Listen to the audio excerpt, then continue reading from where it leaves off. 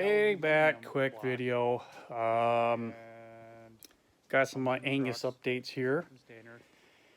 For those of you who don't know, Angus, right here is my 1981. Is that 81? Maybe it's 82. I don't know. It's 80s. Chevrolet C-10.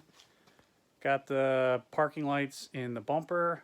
I got the different single headlight thing going on right here. Yeah, so it kind of looks like a shark fin. Let me get you inside again just to show you what's up. So Angus started his life with a 4.1 Latra engine. Had all the emission stuff in there, routing, all that good stuff. As you can see, there's no 4.1 Litra engine. It is pretty dang clean. The plan is I'm going to LS swap it. Harness and everything is still in here, so that's good. Looks like it's got a nice blower motor in it. Better than the one in Burt. But very clean overall. And maybe I'll paint this, clean it up, but I'm pretty much just going to rock it as is. So this thing got a bunch of different multicolors. It's two-wheel drive. That tire is just awesome, but very clean. I don't know if those are original or what, but the rust on it is minor. A couple of goober spots back there, but beds always are going to do that. There's a North Carolina truck and has no interior, but floorboards are just solid. Unless they were redone and I didn't know it, but otherwise, yeah, that's closed. It's nice. I like it. Tilt steering, impressive. And yeah, just your normal run-of-the-mill pickup truck, no AC. So exactly what I was looking for. I picked this thing up down in Wisconsin. I don't know, $1,600, and towed it back with a U-Haul dolly on the back of my truck, and kind of went from there. So today's sponsor is sponsored by Sam Adams Cherry Wheat. So today, a few months later, my plan of LS swapping Angus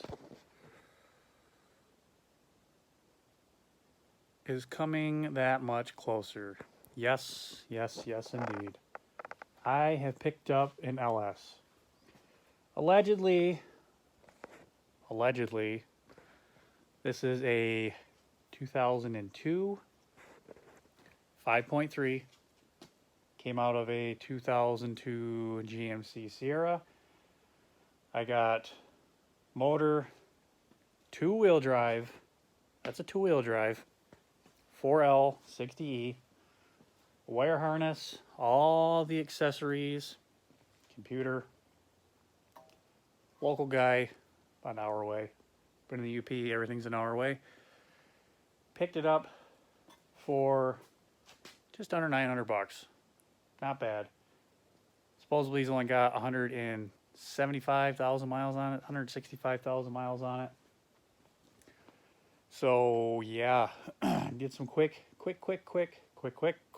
research to try to see if this really is a 5.3 or a 4.8. One of the quick things you can notice is if you look here on the block, you got the casting number, and it says 4.8 liter / 5.3. So how do you know?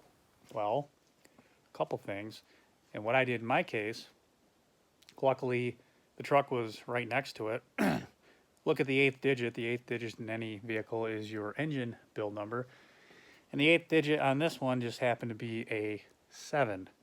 Now, a 7 is a 5.3. So that number 7th digit is an LC9 4th gen 5.3 5300. I got a bee that's wanting to get all of my grill. But with all that, you can't trust who you have on Facebook. So, got the plugs pulled out. Let's take a look at them. This came out of the driver's side. That one's a little oil soaked. Not too terrible Delcos. I'm guessing that these are probably the originals. And here's the passenger side in the order they came out. Number 2 looks a little oil soaked as well. Well, they kind of all do. So, could be a couple things. Could have had an exhaust leak, which, you take a peek here, broken manifold bolt, both sides are cracked or busted off. So it could have had a leak, and you can see, I don't know if you can see it in there, I can see it, but in there's a gap. So that gap opens up, you're getting more air through there, goes by the O2 sensors. O2 sensors think it's leaner than what it is, demands more fuel, and actually dumps more fuel into the engine to burn, which makes it burn richer. So yeah, I'm guessing that's probably why the plugs are looking the way they are. Overall, I mean, it's fairly clean. A little gummed up, I gotta clean it up, but big thing.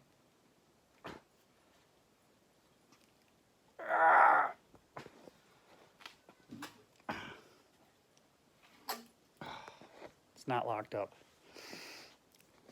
That's a start. So I don't know how long this thing has been sitting. The guy said he just pulled it out, but I don't know how long it's been sitting since before that. So I got the plugs out. I'm going to put a little bit of PB Blaster in each cylinder just to kind of lube it. What I also want to do is I want to get the transmission pulled off. And I actually want to confirm what the casting number is on the back of the block to see what actual engine this is. So, I mean, that's going to be the true way. So here I am, tearing apart the LS. I'm just going to separate the transmission from the engine. I want to get the engine on a hoist and get it all taken care of. Couple things I already went and did off camera. I removed the 8 bolts that are around the transmission and undid the torque converter bolts. There's 3 of them. Went ahead and I've been having a little bit of a struggle on trying to separate the transmission from the motor itself, and figured I'd kind of get in here and show you guys what I've been doing and kind of what I learned. So anyone popping an LS off in a truck, I feel sorry for you, or car. But what we got is you got 1, 2, 3, 4, 5, 6. You got 2 on the bottom, 7, 1 on the other side, 8. And then you have these pins right here, and you got the pin over here. Well, it was like, it's like connected together and fused together. It's not coming apart. So I've been beating on it, trying to figure it out for the last little bit. And what I've ended up doing is taking my propane, little torch, and I heated the piss out of this side where the pin is. You can see it in there. This is just above the starter. Starter's got to be removed, of course. And yeah, I got my 1 pry bar in on this side on that little tab, and I started kind of prying it apart. You can see where it slipped right here on the housing for the transmission, which, whatever. Got it, a little bit of daylight coming through, and I took the screwdriver and I just started kind of gently tapping it with my hammer, as you can see. And it pops off, but you can see it's starting to separate. Pin is still smoking. So I'm gonna try this here on the other side now that I got the top. Kind of looks like it's starting to separate apart, and we'll get back at it. All right, let's get after it. I'm gonna go ahead and heat up this side where I mentioned. Just get it nice and warm. And then I'm gonna try to take my screwdriver and crack it down this side. I already heated this side up once, twice, but like I mentioned, trying to do this in a truck, that would just be freaking insane. I don't, probably take a couple hours to do it. Luckily, this thing is out and it's on a hoist, but I don't know. That's quite the project. So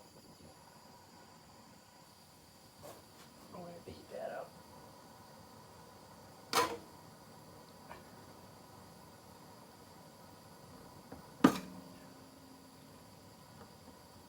Oh yeah, I can feel it coming loose. Coming loose. Let's give it a little love tap.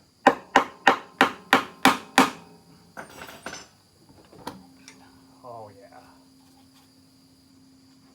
Passenger side separated. Now I just got to get in here on the driver's side, do the same.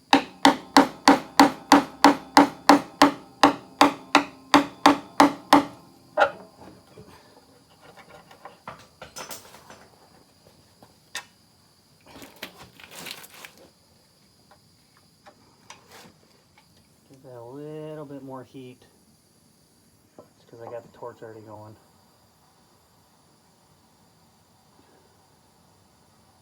Luckily, or hopefully with any luck, this should just separate out.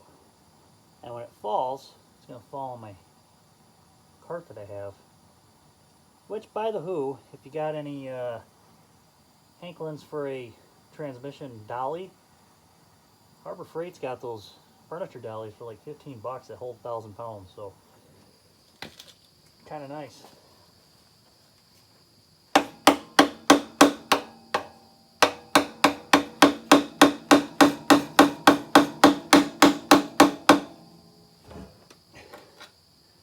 Going.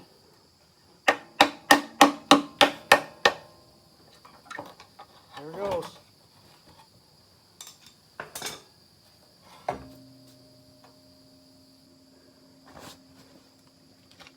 All right, here we are. All right. You can see there's the one pin that goes into the motor, and it's separated. Other side as well, and yeah,